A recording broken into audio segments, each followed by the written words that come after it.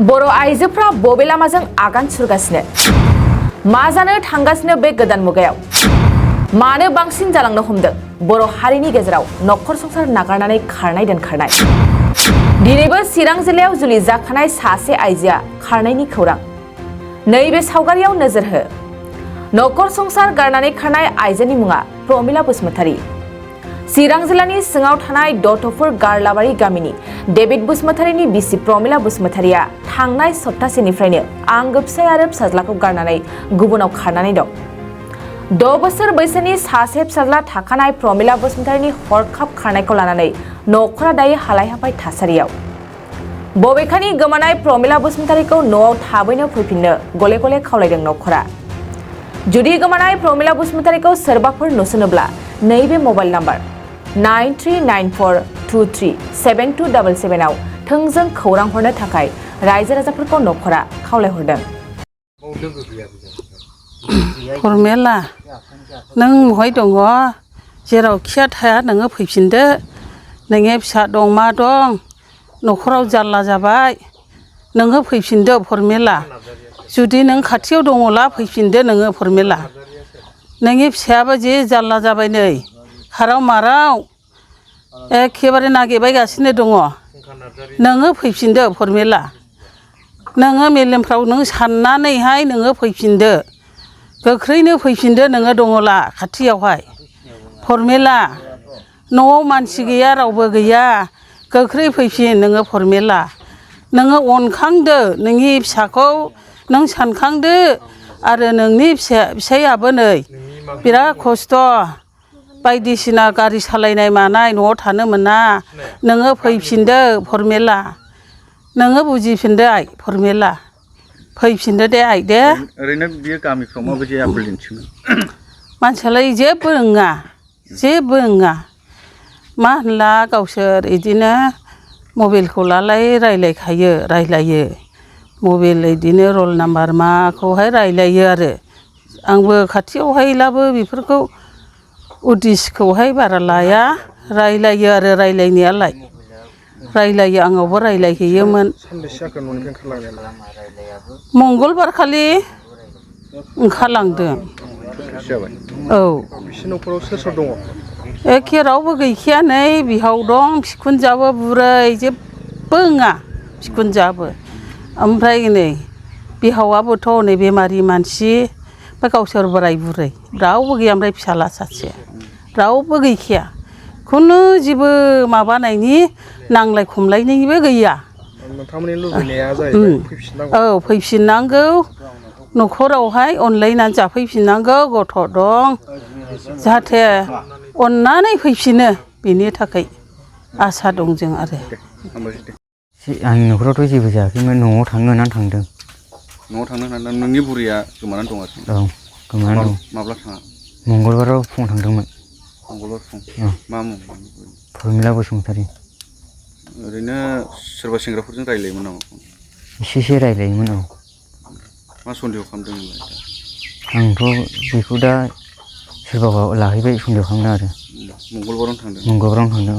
ओमफ्राय फनफोर रायलायनाय जायाखै नोंजों दासिमाव फना दासिमावथ' गैया मंगलबाराव थांबाय बुधबार फुङावहाय 10थासिम रायलायनो मोन्दों औ मा होनदोंमोन आंखौहाय ओरै होनदों नों बहाय दं होनदोंमोन आङो ओमफ्राय आं काजलगाव दङ आरोखि ओमफ्राय आं बुंहरदोंमोन काजलगाव दङ हयथ आलासि जाहैदों नों आलासि जाहैदोंब्ला नोंनि बे आलासि जाहैनाय जायखिया लोगो सासेनोहाय न'खरनि एबा मानसिनोहाय फनखौ आङो रायलायहोनो हागोन नामा होनहरदों आं ओमफ्राय बे समावहाय रायलायहोनो हायाखै आरोखि ओमफ्राय आं बुंहरदों नों फैफिनदो दे होनहरदों आं थाङासैबा होनहरदों आरो ओमफ्राय फनखौ दोननो थिनबाय आं दे दोनदो होनबालाय होनबाय ओमफ्राय 2 घन्टासोनि उनाव फन हरबावबाय गावनो आंखौ बङाइसिम लांफैदो दे आं बङाइनि एसे साइडआव दङ होनहरदों आरो ओमफ्राय ओरै होनहरदों दा आं थांनानै लामा ससेयाव नों फनखौ सुइस अफ लालालाय होनहरदों लाया दे फैदो होनहरबाय नालाय जों गारि गाखोनानै थांबाय बरथला मोनहां फन फैला फना सुइस अफसै आरो ओमफ्राय जों बङाइसिम थांथारदोंबो नागिरलाबायदों आन्दां मिन्दांनो बे 4थासोआव गारि गाखोनानै फैफिनबाय आरो दा बे दिनैनिफ्राय फनखौ रायलायनो मोनाखै आरो फना सुइस अफ औ ओरैनो सोर सेंग्राजों थांदों बायदि होननानै नोंथाङा सानो सेंग्रायाथ' हिनजाव आं सेंग्राजोंबो रायलायनो मोनखादों नालाय आं हिन्जाव गैया आं बेखौ लाखिनायसो होनहरदों आरो आं बहानि सिगाङाव बेलाय गाव गाव बङाइयावनो थायो होनहरदों आरोखि रुम भारा लानानै दा नोंनि हिन्जावखौ सोरबाफोर नुयोब्ला नोंनिसिम खोन्थाहरनो थाखाय मा औ आङोथ' खिथाहरनो थाखाय बयखौबो खावलायो नोंनि हिन्जावखौ नों नांसिनगौ माने औ माने नांसिनगौ आङोहाय फिसा सासे दं आंनिया माने गथ' बेसेबां बोसोर बैसोनि 6 बोसोर जाबाय 6 बोसोर ओं आगोलाव नोंजों नांलायदोंमोन नामा नांलायनाय खमलायनाय जेबो गैया जेबो नांलाया जेबो नांलायाखै नोंनि बुरैखौ फैफिनना मा बुंगोन आंथ' जेबो बुङा मोजाङै नाजावफिनगोन बर'नि आफादफोरखौ मा खावलायगोन दे नोंनि बुरैखौ नुयोब्ला हमनानै दोनो नोंनिसिम खौरां हरनो औ हमनानै दोननानै खौरां हरब्लानो जाबाय नों लायफिनगोन औ लायफिनगोन नोंनि कन्टेक्ट नाम्बारखौ बुंनो हागोन नामा औ बुंनो हागोन दे बुंनो हालाय आं गोसोआवथ' गैया आं माबानो बुंसै नायनानै बुंदो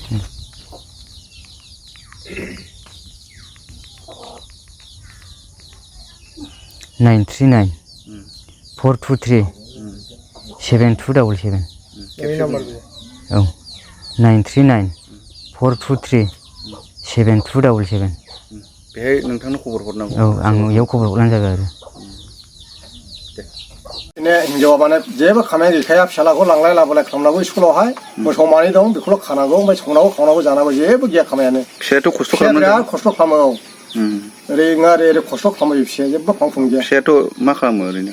ओरैनो दा फिरफिलि गारि सालायना जायो नै खस्थ' खालामनानै जाहैयो खस्थ' खालामो औ 2023-24 सोलोंथाइ बोसोरनि थाखाय गोदान मुं थिसननाय लानानै फैदों Don Bosco' degree college साफागुरिया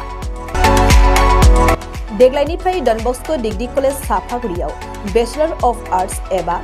BA नि सेथि सेमिस्टारनि गोदानै मुं थिसननाया दायो सोलिगासिनो दं चिरां जिल्लानि साफागुरियाव थानाय डन बस्क' डिग्री कलेजआ देग्लायनिफ्राय BA थाखोनि सेथि सेमिस्टारनि थाखाय गोदानै एडमिशन लानायजों लोगोसे बड', इक'नमिक्स, इंलिश, एडुकेशन, हिस्टरी आरो पलिटिकल साइन्स आयदानि थाखाय BA अनार्सनिबो खाबु दं गोग्गो सोलोंथाइनि थासारिजों लोगोसेयैनो डन बस्क' डिग्री कलेज साफागुरियाव आलादा आलादायै हौवा हिन्जावनि थाखाय हस्टेलनि खाबुबो दं जुदि फरायसाफोरा डन बस्क' डिग्री कलेज साफागुरियाव BA सेथि सेमिस्टारनि थाखाय गोदानै एडमिशन लानायनि सायाव आबुं बाथ्राखौ मिन्थिनोब्ला नैबे मबाइल नम्बर 9365519559 आव थोंजों सुला लानो हागोन